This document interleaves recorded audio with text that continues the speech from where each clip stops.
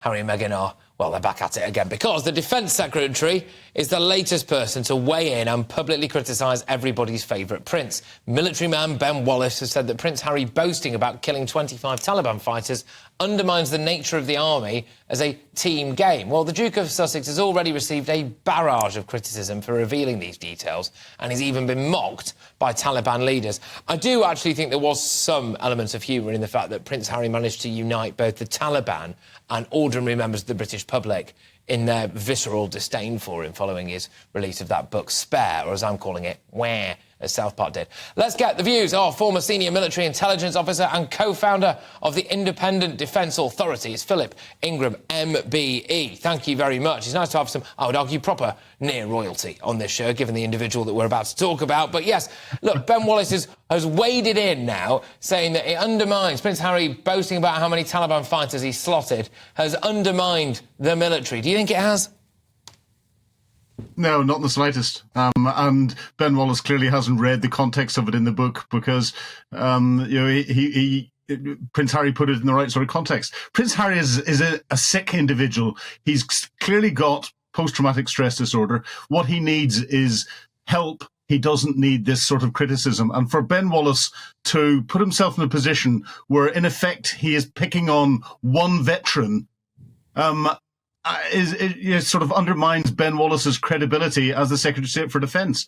In the same interview, he goes on to criticise Johnny Mercer, the Minister for Veterans, and puts him down by just describing him as a junior veteran with only 12 staff, whereas Ben Wallace has to look after 224,000 people.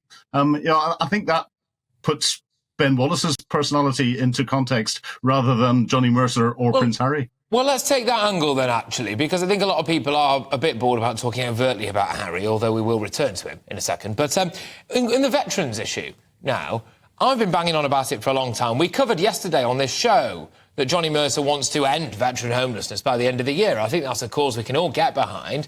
Ben Wallace has here overtly dug out Prince Harry, who is a veteran, and appears to have cast some shade onto Johnny Mercer. I mean, do you think our own Defence Secretary doesn't care too much for veterans?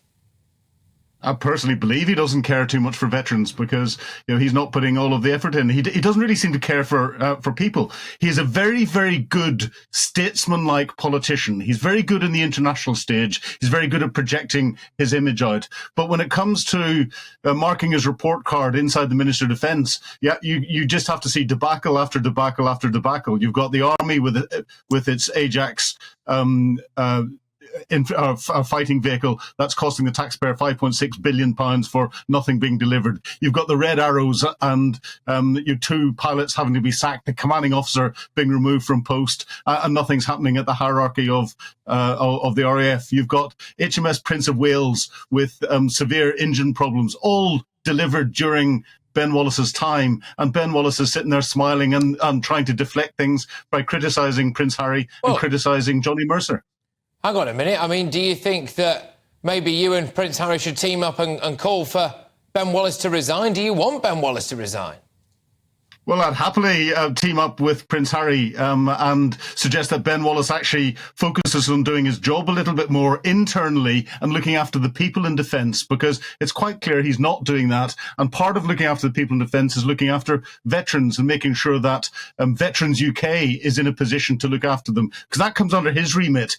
Johnny Mercer, unfortunately, doesn't have control of it. And I think if it was given to Johnny Mercer to look after the veterans in the country, would get a much better service.